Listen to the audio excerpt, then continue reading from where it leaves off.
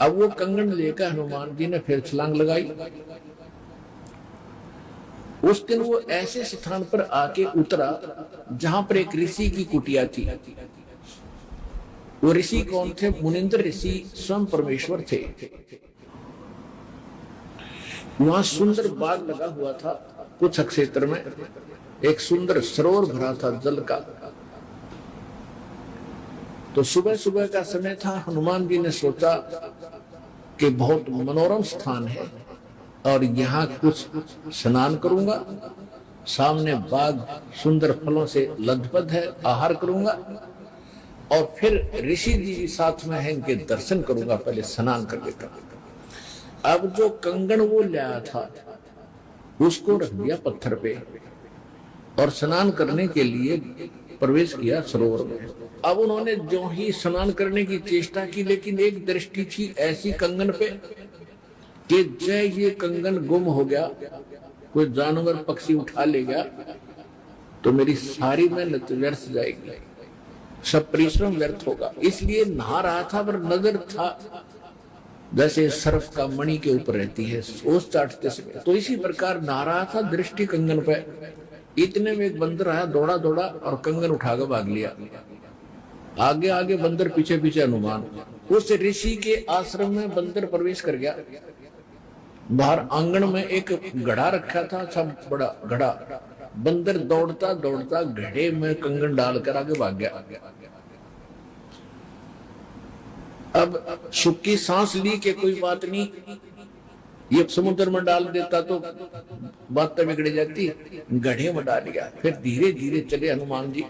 पहले घड़े में देखा उन्होंने, ऋषि को पीछे प्रणाम करना था, तो घड़े में क्या देखा कि घड़े के अंदर ऐसे ऐसे कंगन हजारों की संख्या में पड़े, सेम टू सेम। अब उसने सोचा भाई मैंने तो इतनी पहचान नहीं, कोई कंगन कौन सा है। और श्री रामचंद्र जी तो सारा जानते हैं, उनके कंगन के ऊपर सारी निशानियों को पहचानेंगे और मैं कोई गलती से दूसरा उठा लेगा तो वो मानेंगे नहीं। इसलिए वो ऋषि जी के चरणों में प्रणाम किया। परमात्मा ने मुनिंद्र रूप में बैठे थे, पूछा कि पहलवान कैसे आए। हनुमान जी ने कहा कि ऋषि जी आप कौन सी दुनिया में रहते हो। मुनिंद्र जी ने कहा क्या बात है, मैं तो इसी पृथ्वी धरातल पर ही तो रहता हूं, कि आपको नहीं पता आज श्री राम के ऊपर कैसी आपत्ति आई है। ऐसे ऐसे उसकी पत्नी गुम हो गई थी, माता की खोज करके मैं आया हूं। तो परमात्मा ने पूछा कि भाई कौन से राम की बात कर रहा तू। वो कहता है अच्छा कमाल करते हो ऋषि जी, आपको ये नहीं पता राम कौन है।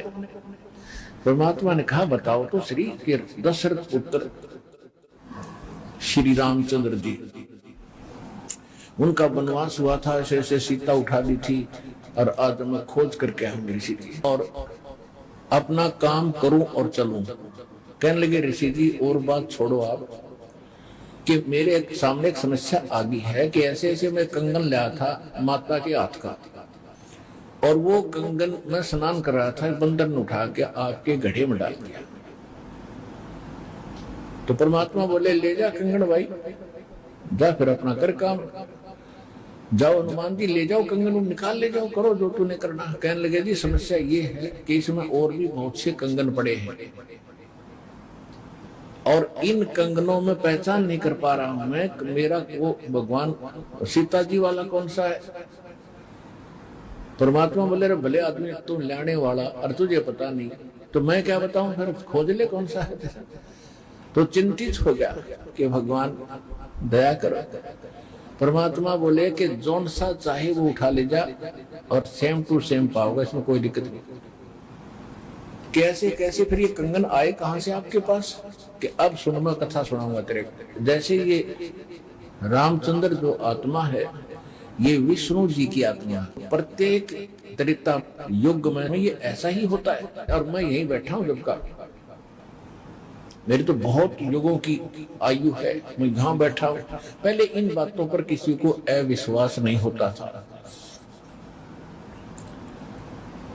तो हनुमान जी से बताया कि तेरे जैसी आत्मा हनुमान ना जाने कितने बन करा लिए और कितने ये ऐसे कंगन ले लेकर आए हैं, इसी प्रकार वो बंदर उठा के इसमें डालता रहा है।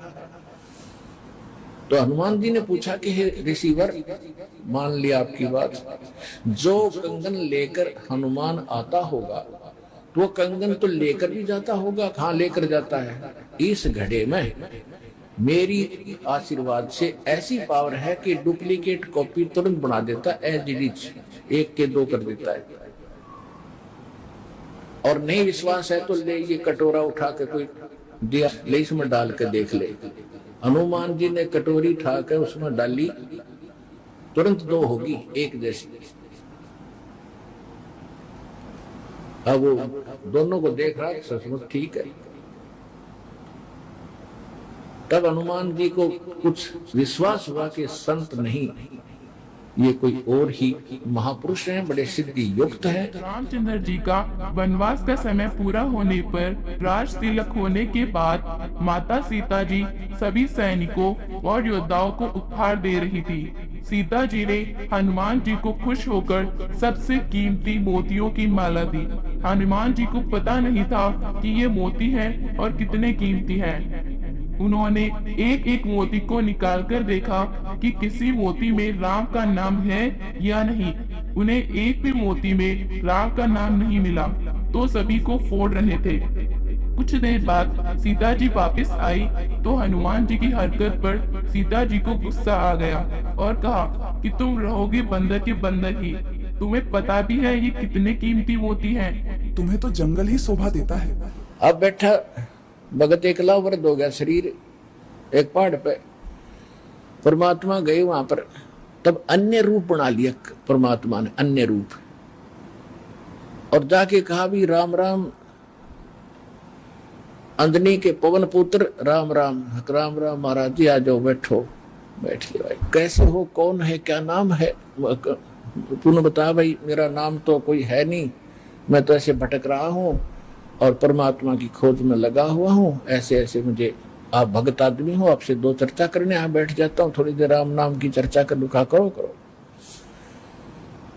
कल तक हनुमान जी ने गुण गाए कि 3 लोग के भगवान आ रहे, दशरथ के पुत्र घर में रामचंद्र नाम उनका। परमात्मा बोले फिर भगवान ने आप क्यों छोड़ा है, वैसा बढ़िया राम था तेरा। तो भगवान के लिए तो भटक रहा है, और भगवान ने छोड़ा अयोध्या में, तो बैठा पहाड़ पे, फिर यह कौन सी समझदारी तेरी? अब हनुमान जी ने सोचा भाई बात तो बाबा जी ने काटेगी कही।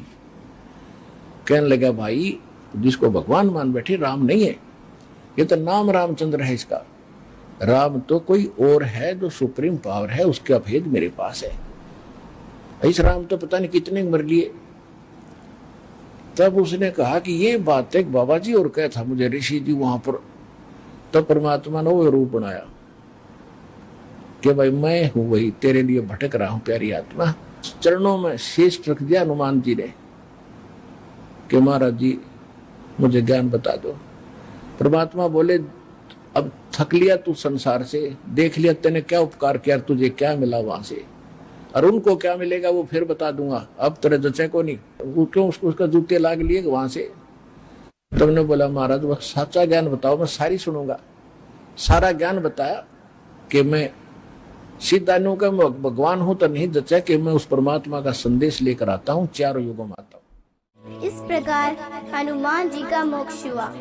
ये अनमोल ज्ञान जगत गुरु तत्वदर्शी संत रामपाल जी महाराज के सत्संगों का अंश मात्र है। संपूर्ण आध्यात्मिक ज्ञान के लिए सुनिए संत रामपाल जी महाराज के मंगल प्रवचन। आप संत रामपाल जी महाराज जी के मंगल प्रवचन संत रामपाल जी महाराज एप्लीकेशन पर भी सुन सकते हैं तथा उनके द्वारा लिखी पुस्तकें भी।